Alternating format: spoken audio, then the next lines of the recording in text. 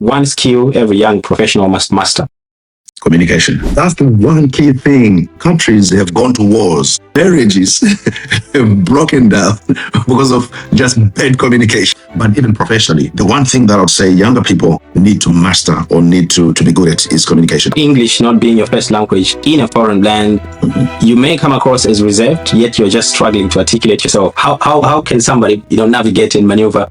I always fall prey to that myself. You do shoot yourself in the foot by having this idea, which again comes from our upbringing and our culture, to say that my work is going to speak for me. I don't have to be out there talking about my accomplishments because when you don't do that, trust me, two things are going to happen. One, nobody will, so it stays hidden, or two, somebody will take credit for it. And usually it's those people that really do talk. If you don't talk about your accomplishments, nobody will give you credit, but rather somebody else will come and take the credit. Exactly. Okay. Meaningful carriers now. Take the time to take your destiny in your hands now. Welcome to Meaningful Careers, your hub of information, inspiration, and insights for all things careers. My name is Padan Pagua.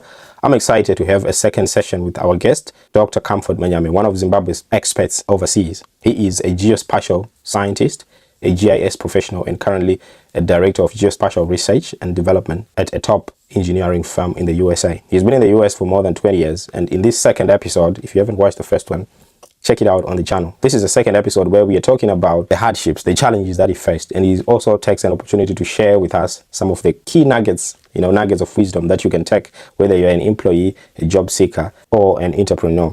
So stay tuned. I hope you enjoy and get informed. With meaningful carriers. Thank you, Doc, for another episode and a continuation of our conversation from last time.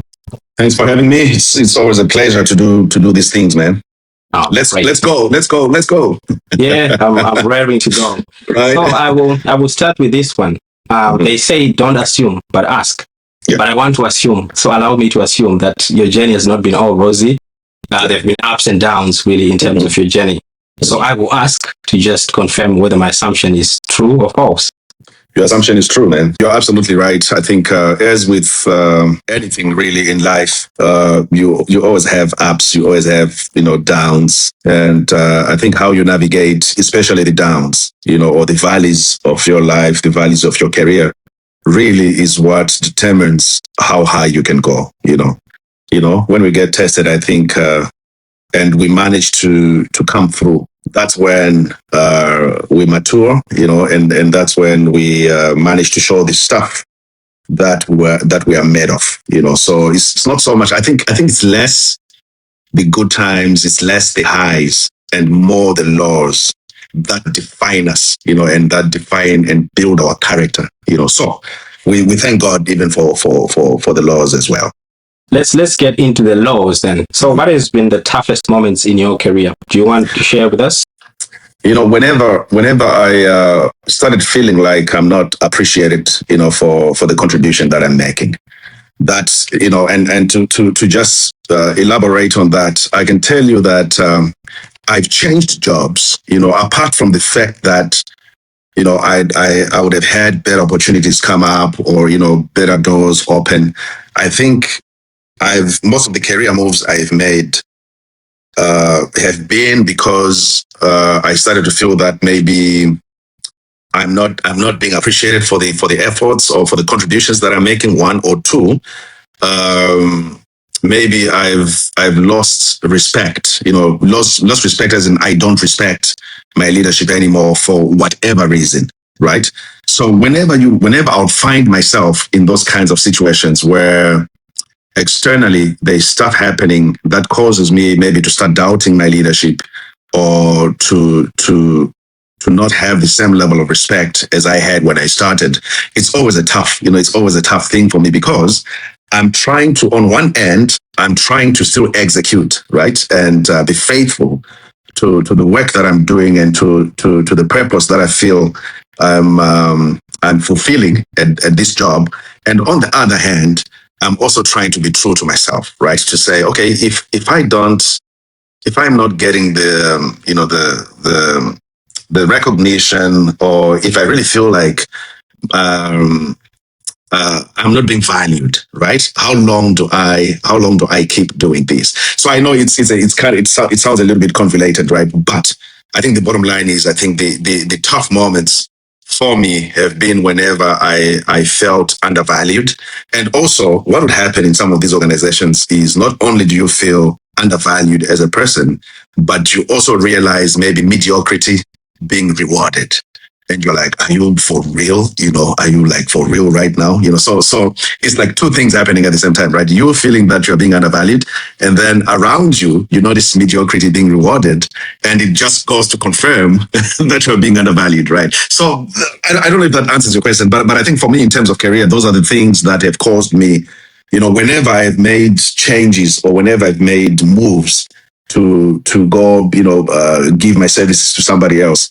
Most of it had to do with one, I've started feeling undervalued, or two, I don't trust the organization anymore, or I don't trust my leadership anymore, to where I really don't respect them the way that I should respect somebody that I'm working for. Yeah. Amazing. So my take from what you've just said is feeling undervalued, whether tied to reward or recognition. Mm-hmm. But I'm thinking now, for you to know that I'm being undervalued, you must have a bit of an understanding of your value, isn't it? Mm-hmm. Some self-awareness degree to say, okay, this is what I'm worth, whether monetary or respect-wise or, leadership-wise, this is what I'm worth. So I'm looking at it from that angle as well. So Absolutely. so with that in mind, did you then ever doubt yourself, amidst all those kind of frustrations and tough moments, especially where you felt undervalued? Did you ever thought of, okay, maybe I'm not good enough, or how did you manage that one? So that's an interesting question, right? But the cool thing now with that is I never put myself in a situation of doubting myself because of the perception that somebody had of me. Why? Because there was hard data to back why I was feeling the way I'm feeling. So, for example, so let me just give you like an example that could be hypothetical, but it's also kind of true, right? So let's just say you have just worked on this groundbreaking project, or a solution that you've come up with that has made a ton of a difference in the way that your organization operates. That's hard data right there. You actually even have data that proves the value, or data that can prove, what that project or what that solution is added to the organization. That data is there. It's not even up for debate, right? You can actually prove it. And so it's things like that I'm talking about, right? Where you're doing stuff that's adding crazy value to the organization, and that is not met with a reciprocal reward system, whether it's a promotion, or whether it's a title, or whether it's advancing vertically, or whatever the case may be, right? So I never really found myself in a situation where I'm like, maybe they are right? maybe I'm really not worth anything. because there was data to prove that without my solution or without my contribution, we would be stuck as an organization. Amazing. I think that's very clear, and that's helpful even for somebody who might be in a similar situation where they're going through a lot at work and trying to figure out, how do they remain confident? How do they remain clear in terms of their self-worth or value? I think my key takeaway there is your data or your work should speak for itself. There is empirical evidence, to validate your self-worth, to say, this is what I've delivered, this is the impact that it has had, and many other things. So no, thank you for that. I think that's quite clear. Sure. Now let's take it to kind of being a Zimbabwean abroad. I think that's something a lot of Zimbabweans I've seen on social media, even amongst different circles that I have. There is a consistent kind of trend or pattern or perception or perspective that kind of Zimbabweans really share. What I want to check with you, based on your experience, is what unique strengths do Africans bring into global workplaces? That's an interesting question. I think the one thing I can think of, at the top of my head, is resilience. And I think this has to do mostly with our upbringing and where we come from, right? Because a lot of us, and I'll speak for myself, a lot of us are coming from very humble environments, very humble places where you've been through some stuff. You've been through some hard stuff, and still you managed to come through to where maybe now you've actually managed to make your transition, and you have made the journey to the diaspora, whether that's the UK or the States or South Africa or wherever you find yourself outside of the borders of Zimbabwe. There's a lot of work that went into you just being outside of the country, so much that a lot of that pressure that you felt, a lot of that external opposition or maybe even internal opposition and conflict that you felt in your home country, wherever you go, chances are it's going to be less than, whatever you experience in the foreign country or whatever you experience in your destination country where you have emigrated to, you'll find that it's not the same level of pressure. It's not the same level of hardship. So that's what brings the resilience, right? So you can bounce back from hardship. You can bounce back from things that can oppose you. So I've found that in the workplace, Africans, specifically Zimbabweans, right? I don't know about other African countries, but Zimbabweans have that resilience, so much that they can face hardship. They can workplace drama, workplace stuff that can go on that you would think somebody may actually just quit, and go elsewhere. They'll probably stick around. Why? Because they've been through so much more pressure. They've been in the pressure cooker basically in the countries that they're coming from. So in this case, in Zimbabwe, you've been through so much hardship that little compares to what you've been through. So going back to your question, right? What is that quality that you find Zimbabweans bring to the workplace, or that you find Africans bring to the workplace? I think is the resilience. We keep going, regardless of how tough or how hard things can be. And that is important for organizations, because then you have a stable, stable pool of folks that will tough it out. Even when, maybe the economic conditions are hard or whatever it is that may be going on, that for other people, they could quit, or break. You will find that Zimbabweans will probably keep going. So I think that's a big deal. And I also say that not just for the industry, but I say that even for academic, for academia, for colleges. When I was doing my PhD program, I had the privilege to teach a couple of classes. That's one thing that I consistently found, that immigrant students, not just maybe from Zimbabwe or Africa, but immigrant students in general, they were tougher. The things that would get other students down, for them it's just part of life, and they'll keep going. So I think it's that resilience also that you'd find even in the academic setting. I agree. As a fellow Zimbabwean, I think, no disrespect to Zimbabwe, but yes, we have been through the West, and I would say we're coming from what we'd call our worst case scenario. So it can't get any worse. It can't get any worse. Yeah. So to some extent, it's more like a blessing in disguise in terms of that training ground before you then go abroad. Is it? It made us tough. Yeah, but on another perspective though, so how much longer do you think we should be resilient? At what point should we kind of draw the line? Then I'm just interested in terms of, you say Zimbabweans can hold on for so long, but at what point should you start thinking about, maybe let me try to move on from a particular workplace or something? Yeah. So I think this is related to the earlier question where you were asking me about what was the hardest, what were some of the tough moments in your career? And I said, when I started feeling undervalued. So I think our resilience should go as far as, our resilience should not lead us into a disrespect of who we are as a person or as a people, right? So it goes now into the value thing. I'm going to be resilient. I'm going to tough it out as long as I feel the respect, as long as I feel that it's recognized, right? When it starts getting into that zone where now somebody's actually taking advantage of me, then that's when you actually have to change course. And so the other thing also, going back to what properties we have or what qualities we have. I think the other one that goes hand in hand with the resilience, especially for the Zimbabwean or for the African, is loyalty, right? Yes. Where you can have this loyalty to your workplace, to the point where it can be detrimental to your mental health, it can be detrimental to your family time, it can be detrimental to you as a person. Why? Because you have this notion or you have this idea about loyalty to where you're like, man, I cannot just up and go, I cannot just tell these guys that, guys, I need to take a break. I'm burnt out. So I think that's the other part. Loyalty is great, yes, but I think it can also be a trap, and I think it can also be something that can lead to negative consequences if we're not careful. So it ties nicely to your question of, okay, we can talk about resilience. We can talk about how tough we are, but at what point do you say I've had enough? I think the other unfortunate truth,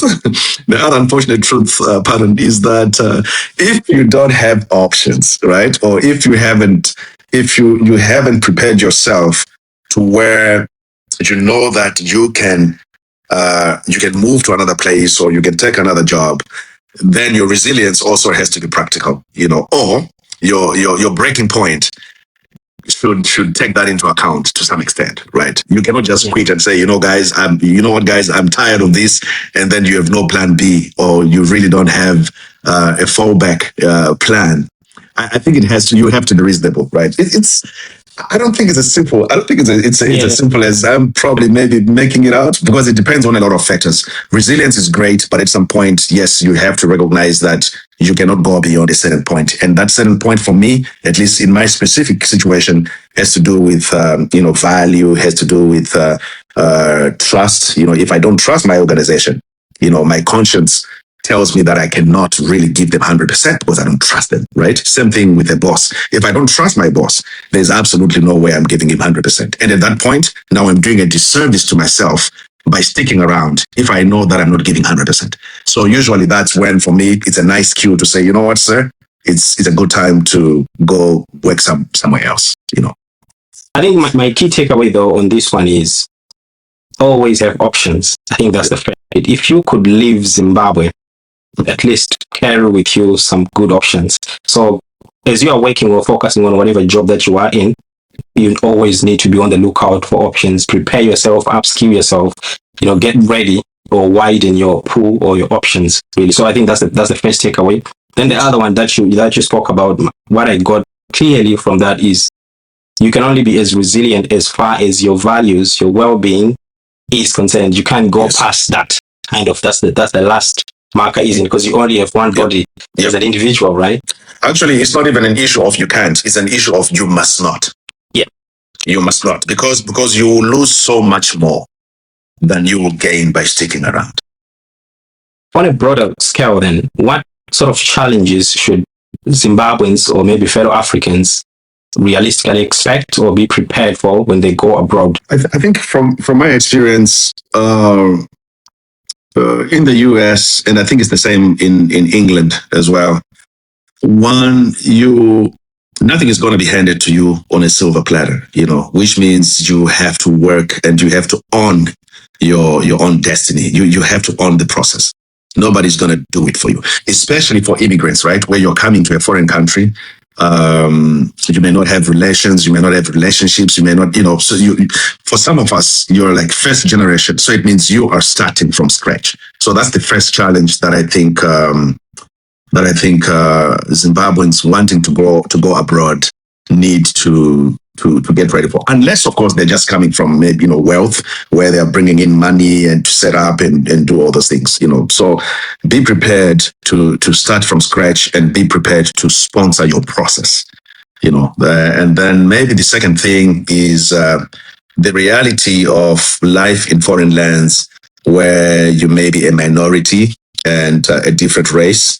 This is an ugly, topic, but it's real. Racism is very real, and you have to be prepared to deal with that. And how you deal with it, oh man, that's a story for another day, But I think this is reality in some of these countries where we live, right? As a minority, and especially maybe countries that have a long history of inequality and injustice, and as regards to race. So that's a reality that you have to be prepared for, because it affects a lot of things, right? Not only does it affect your family life, your social life, but it also affects to a great extent your professional life as well, And one of the things that I found over the years that helps, especially in a professional setting, is you make yourself indispensable in terms of your skills, in terms of the value that you bring, to where race cannot really be used, because they cannot just lose you because of the color of your skin. Because if they do that, then they create a void that they may not be able to fill with the other color of the skin. So you make yourself as indispensable as possible. That's in a professional setting. Some things you cannot just change. It's a culture. It's whatever the case may be. But I think, and again, like I said, this is one of the topics, man. That's really, it's a hot topic. It's a hard topic to discuss, but it's a real topic. Be prepared for some, prejudice in some of these nations, and how you deal with that is a big part of how you advance. Wow, you mentioned quite a lot of interesting things there. I'm just going to reflect on them as well from my own experience. I think the first thing that you mentioned there is own your destiny. Yep. Kind of craft your own path, drive your own progress. Yep. I think I can relate in terms of just here in the UK. Coming from Zimbabwe, we were used to a culture where you would wait to be promoted, whereas in here you kind of drive and put yourself out there to say, I need to be promoted, and do whatever it takes, to get the promotion. And I'm looking at things like even learning and development. If you want to get maybe further certifications and stuff at work, it's really your duty and it's your responsibility. No one is going to come to you and say, hey, can you go for this course? Unless it's mandatory, maybe for any legal requirements and so forth. Yes. So I just to say I can relate with what you've said there. Then the other one, though, around in terms of minority and race, I think it's an interesting point that you raise to say, so you're coming from Zimbabwe where you were the majority, right? Yep. In terms of race, ethnicity, and so forth. Now you come this side, you are now the minority. Yep. Certain things that we overlooked, certain biases that we never paid attention to within maybe our race, now you are probably on the receiving end of them. Yeah. So it's an interesting transition, I would say. But I think my key takeaway on this one is make yourself indispensable, as you say. Absolutely. I think that's the killer for me. Absolutely. Yeah, because then it makes it foolish for an organization to let you go just on the basis of your skin color. If you let the guy go and he is the only one with that skill set in a 2,000-mile radius, and there's only 7 other people who can do that job, and they're already employed by somebody better than you and paying better than you, so much that they will not be willing to move and come and join your organization, then what do? You don't let the guy go on the basis of their color, because they're delivering, right? And you know for sure that you will not be able to find somebody to fill that spot. I certainly can relate. So another question, just at the back of, where you said make yourself indispensable, drive, kind of create your own value. Are there any kind of hints and tips in terms of how can one do that in terms of, upskilling themselves? One, also taking advantage of, yes, being the minority, but, in some industries you find that they are, what they call maybe diversity and inclusion kind of quotas and stuff. Yeah. Yes. How can somebody take advantage of that, make it or use it to their advantage, if I should ask? So I think the biggest thing you've already mentioned, I think the biggest one there, is upskilling. Upskilling is a big one, because again, it provides you with the technical bank, or the technical currency that makes it hard for you to be overlooked, right?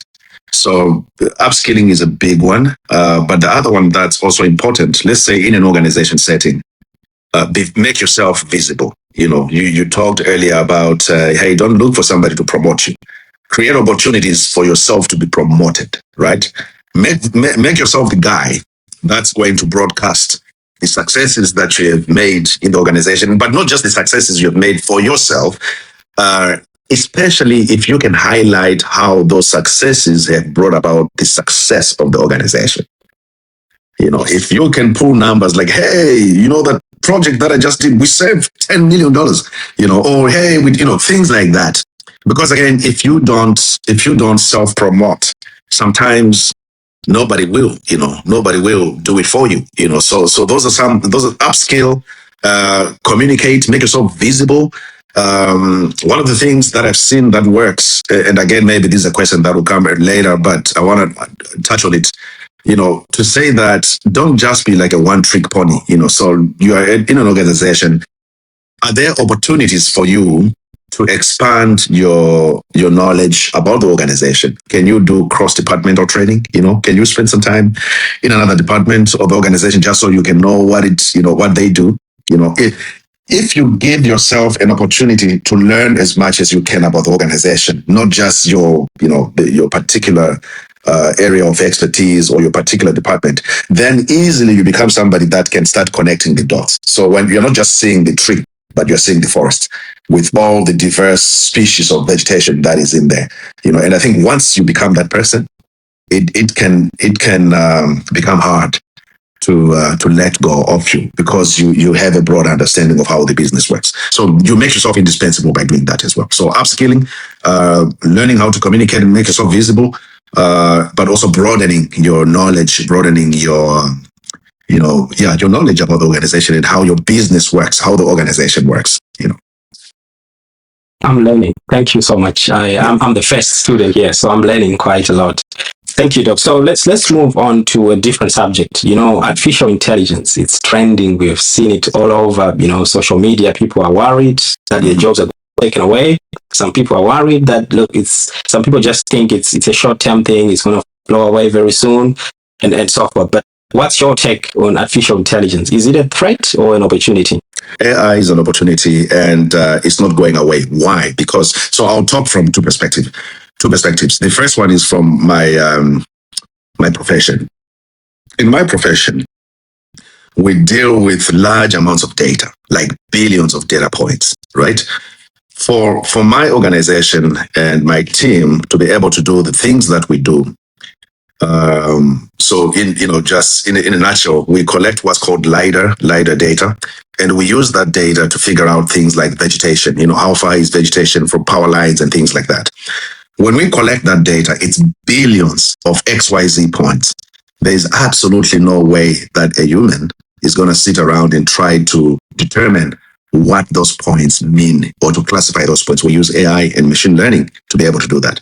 So that's just one example of AI is not going away. Why? Because it's enabling us to do what we do efficiently and in a way maybe even cheaper, right? You can scale the work easily using AI. So that's one perspective. The other perspective, which is not professional, but it's music. I want to talk about music and AI, right? Because it's one of the topics that people are talking about. Hey, AI, is it going to take over the music industry? What's going to happen to producers? So I'll give myself as an example, as an artist or as a creative. One of the things that I do in my music creation process is I may have an idea for a song, which is the melody. Melody is the tune, right? How does it go? And then I can have lyrics. So I can have that idea of the melody and the lyrics. I write that down. So I also play piano a little bit. So to take it to the next level, sometimes I produce, sometimes I don't produce my own music. To take it to the next level, if it's a song that I really love and I think it's complex and I need a producer to do it for me, what I'll do is I'll record my vocal and my piano, so I'm playing, and then so that the producer can have an idea of how the song goes. But that's only as far as it goes. So what happens is now there's a process, a back and forth process between me and the producer saying, yeah, it should sound like, that song that Pardon did, that goes like da-da-da-da-da. So this is kind of similar to what I'm looking for. And then so we're back and forth until we get it right. So with AI, what I'm doing now is I'm creating what are called demos using AI. What I basically do is that process where I was giving a human to say, this is the piano, this is the vocal, this is the melody, this is how the song goes. I actually feed that vocal and my piano into AI, and then AI comes up with different ideas or different versions of what this thing could sound like. And I'm giving it a prompt to say, hey, I want this song to sound like Pardon's song that he did last year, which is called ABCD. I actually want the same guitars, I actually want the same drum feel. And hey, by the way, I also want backing vocals for this song that sounds Zimbabwean. Also put some Zimbabwean guitars in there. Let me hear what it sounds like. Within less than 5 minutes, AI has already, kind of spits out the idea.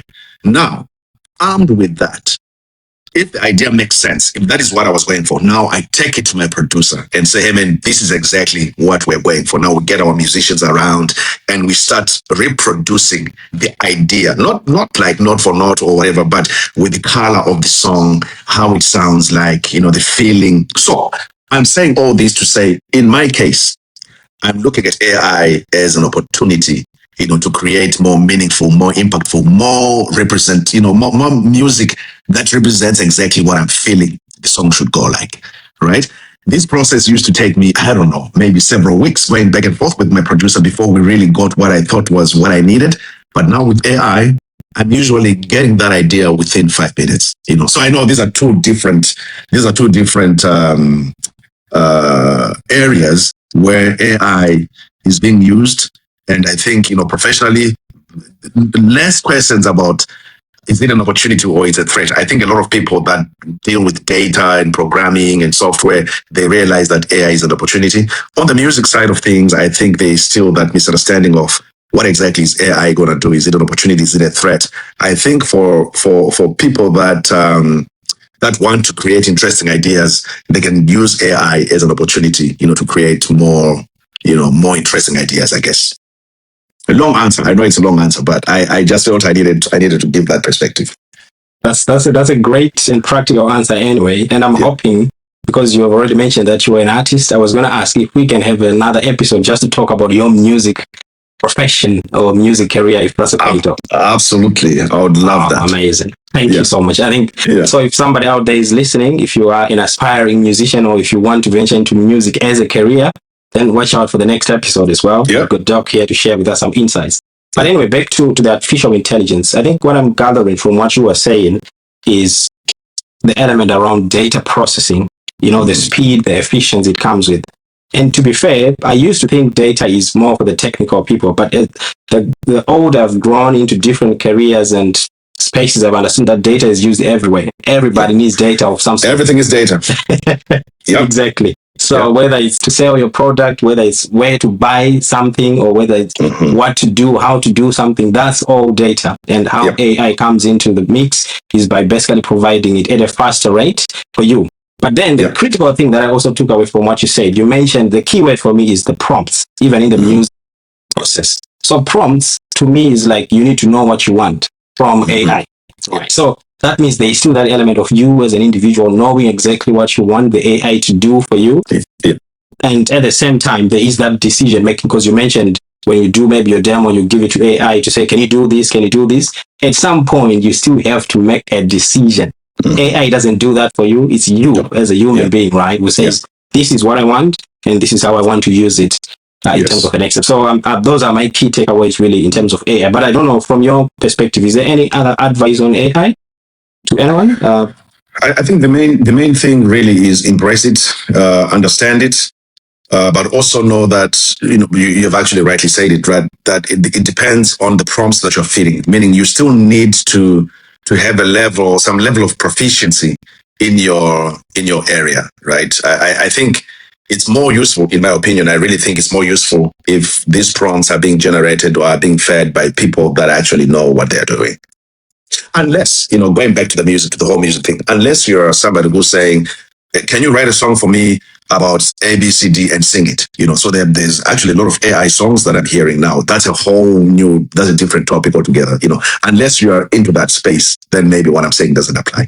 But I think for people that are musicians and artists, I think you still need to know what you're doing, and you still need to know what you're looking for you to be able to really get something meaningful from AI.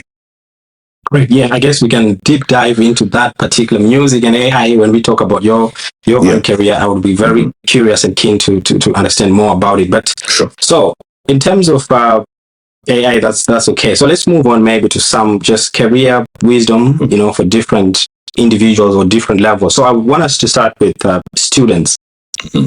From your perspective, you've been a student before, you have been an ordinary or junior employee, now a senior employee, all the way to the director level.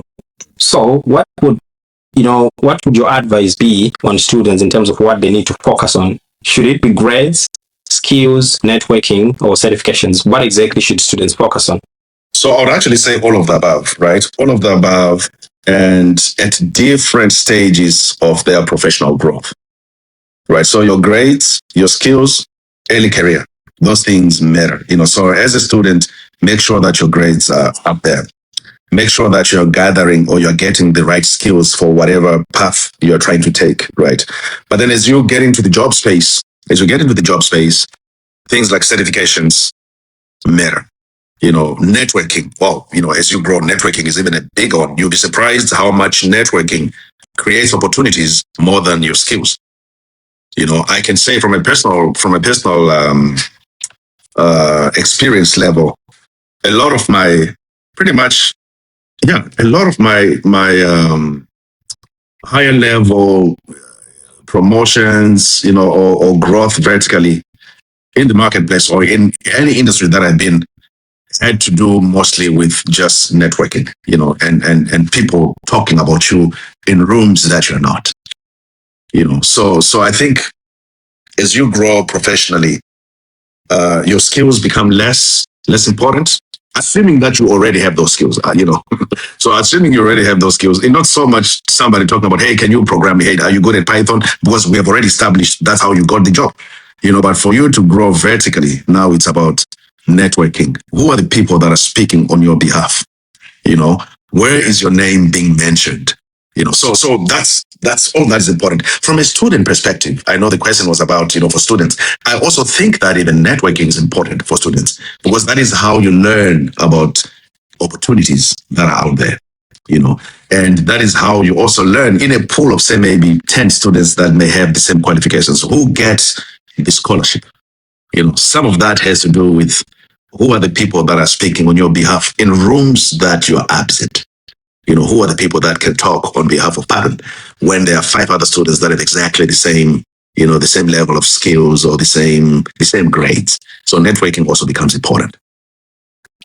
Right. So I just want to add, I think on the networking bit as a student, just as an example in terms of what we used to do when I was at university. So we had a concept where we said you need to network vertically and horizontally. You also network with senior students as well as junior students to just understand what's happening in both spaces. But at the same time, one of our popular sayings with my friends was you needed a friend in each faculty. At least have a friend doing law, have a friend doing finance, because you never know where you get to after university. So that was kind of our principle anyway. So I'm glad you kind of confirm it in terms of networking to say that it really works. Then let's talk about a student that's interested in the GIS space. What sort of certifications or qualifications do you think they need to look at now? Or are there any certifications that are important, that they need to focus on for your field? So I think for students that want to get in the GIS space, in terms of certifications, really, the GISP certification is kind of like a harder one because it includes you having built a portfolio of papers and conferences and work experience. So that's actually out of the question for them. But I think being able to programming is a big one. I got into GIS more than 20 years ago, where it was really mostly about application. Applying GIS using software. It was less of programming and creating software. So for the GIS person now, in 2026, I don't think you can get into GIS without knowing how to write code and programming.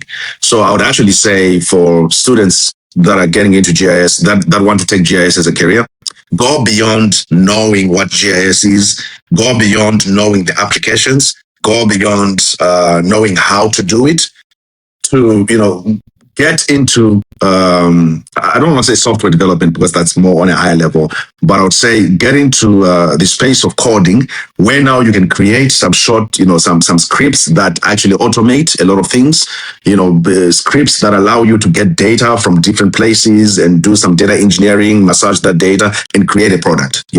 Product in this case is just a result of an analysis. So I would say anybody, for students that are interested in GIS, go beyond just applying GIS to creating code, writing code. Python is very good, to know. R is very good to know. But bottom line is, don't just get into applications. Don't just get into using GIS. Get into creating something that can be used by others. I think that's how you make yourself indispensable from a GIS perspective. So let's move on to back in Zimbabwe and even in the US. You have been involved in recruiting either for your team or for your other colleagues' teams. So I want to understand from a recruitment perspective, there's a job seeker out there, trying to understand how do I then get, those jobs overseas or in Zimbabwe. What makes someone stand out technically and professionally? Before you get into a room where you've been given an opportunity to interview for a job, it really has a lot to do with what your resume looks like, right? What do you have on your resume? What kind of skills, do you have there? The resume is the first, I would even say is maybe the gateway, it's the first thing that prospective employer has when it comes to knowing you, when it comes to trying to have an idea of who you are as a person, but that's just a small part of it. I think the bigger part happens if you're fortunate enough to be given an opportunity to interview for a job. I think that's where a lot of the magic happens, right? But in terms of resume, just make sure that the skills that you have, you've got skills that justify your application. Right. So do your homework. And I'm talking, you have done all the preparation that needs to be done in terms of positioning yourself to where you can become a candidate for an interview. Meaning you've got the right skills. If you have worked before, you've got the right experience that can feed into the job posting or into the opportunity that you're trying to apply for. But at a minimum, have the skills that are required by the job. Amazing.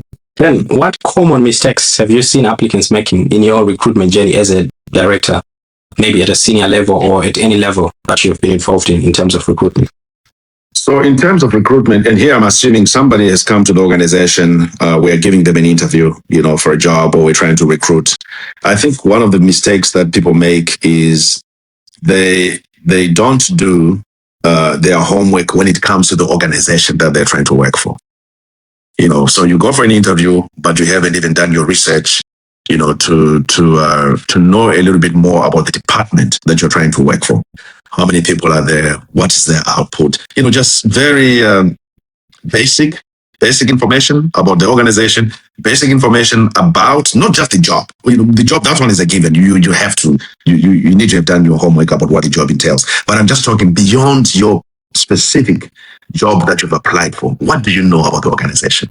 And I've seen candidates who come in without having done their homework, and you're like, so it means you're not even thinking about all you're thinking about is the job that you have applied for. It's almost like somebody that is studying to pass an exam, right? And then after the exam, they have no idea what they were talking about, right? So it almost gives those vibes. So I think that's one of the mistakes that I've seen candidates make, because what that does too is then it impacts perception.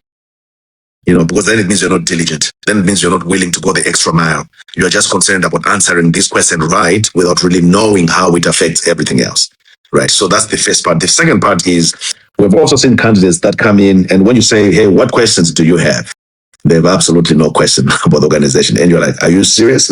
You have never worked here, which means you really don't know a lot. How can you not even have a question?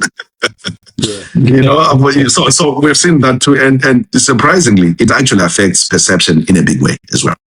Because what people are wanting, what we were looking for whenever we're having these recruitment drives and we've got people coming to interview is, yes, we can see that your resume says you're proficient in A, B, C, D, but what's your presentation like, you as a candidate? Now that we are face to face, how do you present yourself? This thing they talk about when they say that it takes 7 seconds, right, for somebody to create an impression about you. So the first impression, 7 seconds. I've already decided whether I can trust you. I've already decided whether I like you. I've already decided whether I think you're competent.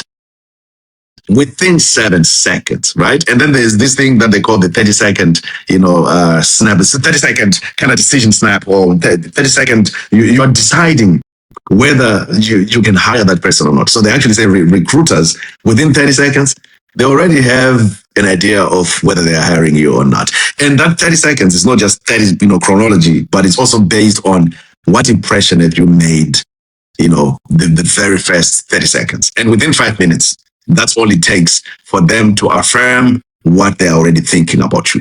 So my point is, there's a lot that goes on in your presentation. And again, a lot of this is actually non-verbal cues. What's your body language like, right?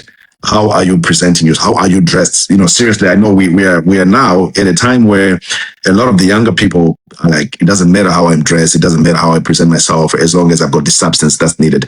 What people don't understand is it actually matters, because that all plays into the impression that you're creating.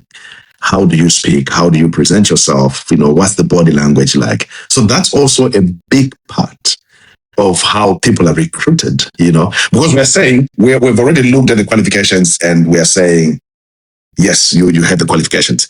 So that part has already been done, meaning the vetting has already been done. We're saying, given the same qualifications, what are the extra things that can send vibes of this would be a good fit or this would not be a good fit, even if you're qualified the same?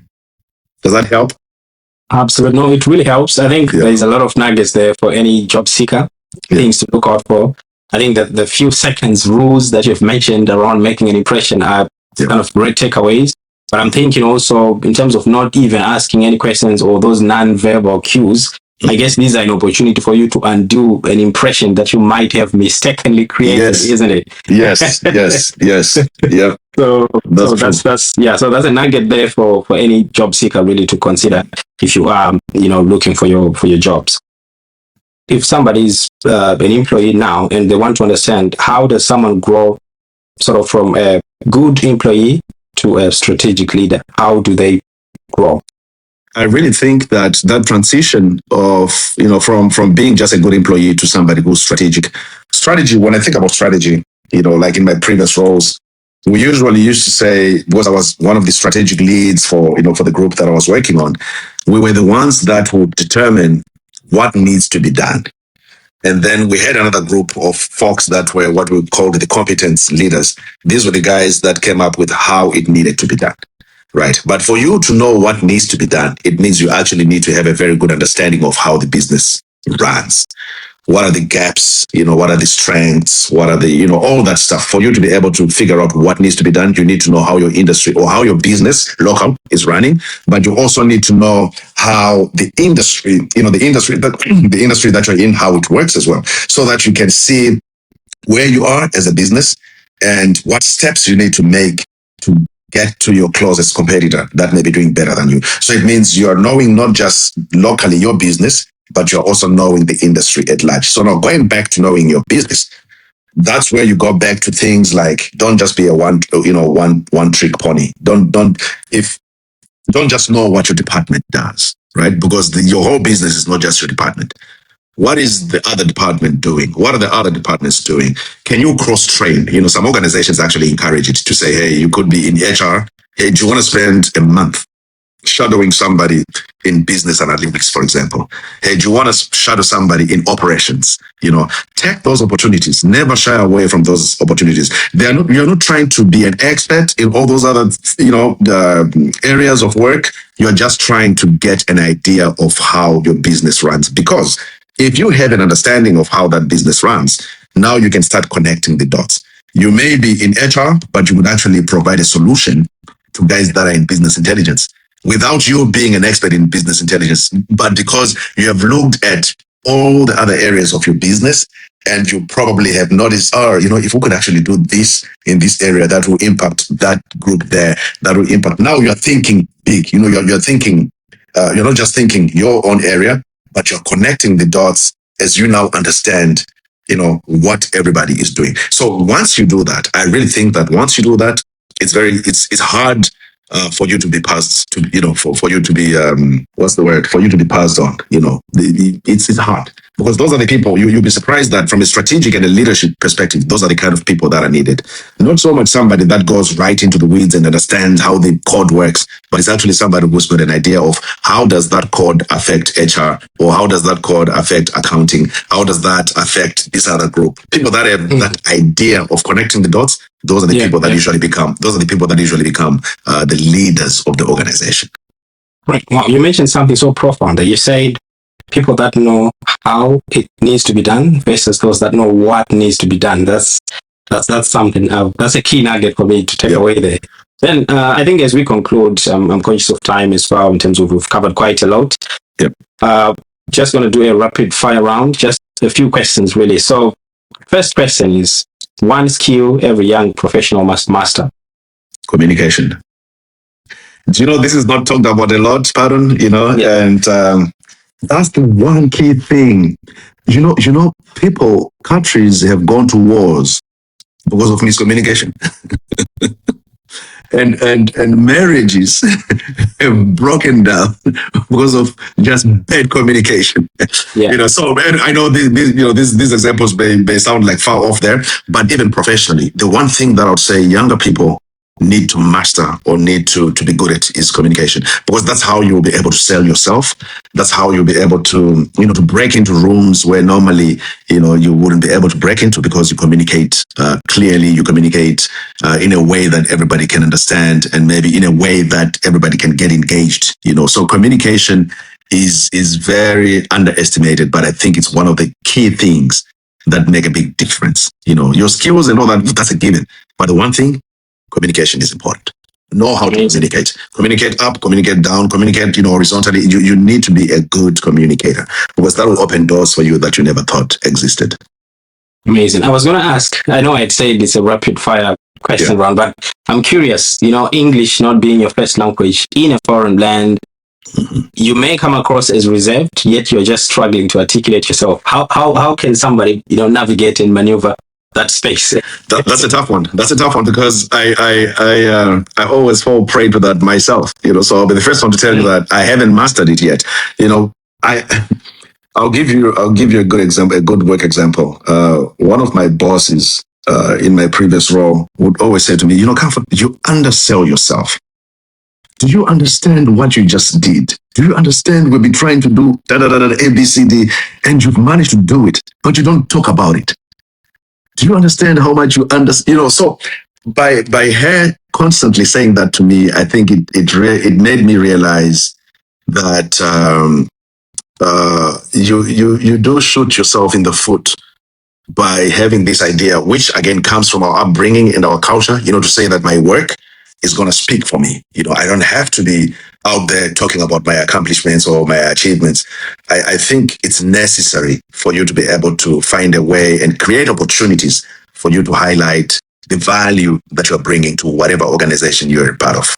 Because when you don't do that, trust me, two things are going to happen. One, nobody will, so it stays hidden. Or two, somebody will take credit for it. And usually it's those people that really do talk and are really good at that talking communication thing that may end up getting credit for the stuff that you did. And because you're not talking about it, it's not even a question. Nobody even doubts that, you are the one who deserves credit for it. And that's also the basis. Again, your achievements and the value that you bring into the organization is the main basis for how you advance vertically in an organization. What value are you bringing? And sometimes that value can only be realized when you verbalize it and you make yourself visible. My takeaway on this one is, if you don't talk about your accomplishments, nobody will give you credit, but rather somebody else will come and take the credit. Exactly. Okay. Exactly. Amazing. Then the other question, one mistake that taught you the most in your career? It goes back to communication pattern. Seriously. I think there are times when I should have been so upfront and spoken and did it, and then opportunities just passed by. That's the one thing that when I look back professionally, because I see this playing out even in younger professionals that I mentor or younger professionals that I've mentored, and it's one of the things that I think they're benefiting from my mistake, right? To say, because I'm always on them to say, hey, communicate, make yourself visible as much as possible. It's not pride to highlight your accomplishments, because I think we come from a culture also where talking so much about your accomplishments really starts bordering into the whole now I'm being arrogant, or I need to be humble. I need to be humble. So being able to draw the line and find that sweet spot where you're not being arrogant or proud, but you are actually just bringing to light and visibility the accomplishments that you have made, that have been great for the organization, and in the long run will be great for your own career advancement as well. So that's the mistake for me. I really, and I'm sure there are a whole bunch of other mistakes that I've made, but this is one that I see I've made, and I also see being played out in younger professionals, especially that come from Zimbabwe or that come from Africa, because of the culture, right? Yes, communicate. That's the key there. Yeah. Then if the 20-year-old you was watching this interview, what would you tell him? skills are important. They're valuable. They open the door. But soft skills, so the hard skills, the technical skills are very important, but the soft skills are also equally important, or maybe even more important, especially once you're in an organization and you're trying to advance. So that's one thing. And soft skills, communicate, again, it goes back to the whole, how do you communicate, right? So it's a big deal. But I also think that the other thing is seek out mentors as much as you can. So the time that we grew up, we didn't really have a lot of mentors around, to take younger people up their wing and show them the ropes and all that. But that's not an excuse. I also think that I learned the hard way a lot of times just because we didn't have guys that we could intentionally seek out and say, hey man, I need you to show me this. I'm willing to sit at your feet for the next 5 months, 6 months, just so I can learn. I don't think we did enough of that. But I also don't know that we had the environment to encourage it. Is what I'm saying? I've seen in my organ, now, as an adult, as a professional for many years, that's one of the things that we've done even with employees, right? To say, hey, we would actually pair employees with mentors. We did that in my last organization, and I mentored quite a number of, younger employees and graduate students as well. I don't think we grew up in an era or in a time where that was encouraged or the environment was conducive for that. So I would say to my younger self, even if the environment does not promote it, seek out mentors, because that will save you a lot of pain and heartache and just learning the hard way. Wow, thank you for that. Then it naturally kind of created a question for me. So do you mentor people? Are you open to getting mentees? Yes, I do. I do mentor, professionally, younger professionals, basically. So I do mentor younger professionals that are either in my organization or in other organizations. But also, from a music standpoint, I also do a lot of mentorship, quite a lot, actually. Because again, it goes back to the whole, hey, when we grew up, we didn't have this. And I don't want these younger people to experience what we experience when their journey, that journey that should take 5 days, I don't want it to take 10 years. I'll try as much as I can to make it that it doesn't take longer than it needs to. That's so generous of you, Doc. So where can people connect with you then if they want to reach out to you for advice, mentorship? So I'm on Facebook. I think that's the easiest one. I'm on Instagram as well, and it's just Comfort Manyame or Manyame. So on Facebook is the easiest one to reach me at, and Instagram if they are into Instagram. But Facebook, I would say, is pretty much the biggest one. No, thank you, Doc. And to anyone watching, if you are interested in getting some mentorship or advice from Dr. Manyame here, please reach out. Yep. And he can always assist you. Then my last question, thank you, Doc, for the time as well. Just looking back at your journey from Zimbabwe, you left as a student and rose all the way now to director of geospatial R&D. Simple question, maybe complicated, but I'm thinking it's a simple question. What makes your career meaningful? That's my last question for you. So what makes my career meaningful? A great question, by the way, because that's what it's about, right? I think we should hope that our careers are meaningful, not just for us, right, but for the greater good. I think what makes my career meaningful, especially what I'm doing now, the organization that I'm working for right now, our mantra is finding a better way, and I really believe 100% wholeheartedly that what I do on a daily basis improves somebody else's life. So I could talk about the solutions that I help provide, that I help create, how they directly impact our customers and their customers, for the betterment of their lives, right? So that's from a technical point of view. But the other thing also that I've seen God do throughout my career, not just as a director of a function, but even when I was still like a junior employee, I've had people work in my team or people work for me, right, that I've managed to impact either professionally or personally, right? So think about maybe somebody going through some stuff and they really want to quit and they just need somebody to say, hey, you can do it, you got it. What can I do to help you? And then helping them and then you realize that a month later they're a different person and they're not quitting and they become like this star, So I've seen that constantly in organizations that I've worked for, that the impact goes beyond just professional, but it also goes into the personal space where somebody needs encouragement or somebody needs a word or just a shoulder to cry on or somebody to say, hey, it's going to be okay, and I'm going to do what I can to help you.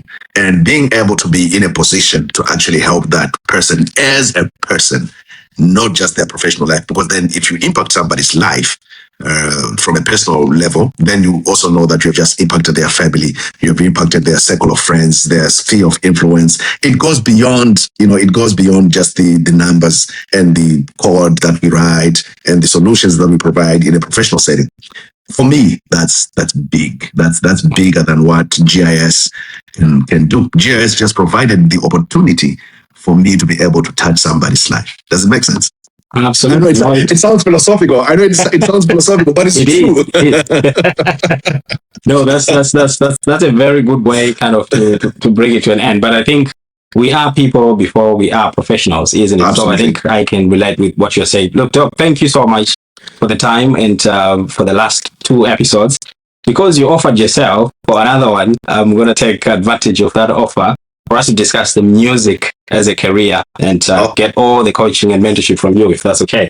I would love that. No, thank you so much for having me. This has been fun. I know that my answers at times were convoluted. You will find the answer somewhere in there, once you start playing back. But I'm really, I'm glad that you created this opportunity for me to come and just hang out with you. And hopefully what we've discussed in these 2 episodes can help somebody, even if it's one person, hopefully there's that one person that this will be life-changing for them, not just for their career, but for their lives. So thanks for taking the time to create this platform to do this.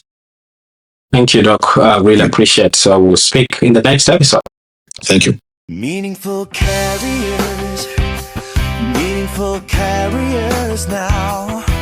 Take the time to take your destiny in your hands now. With meaningful carriers.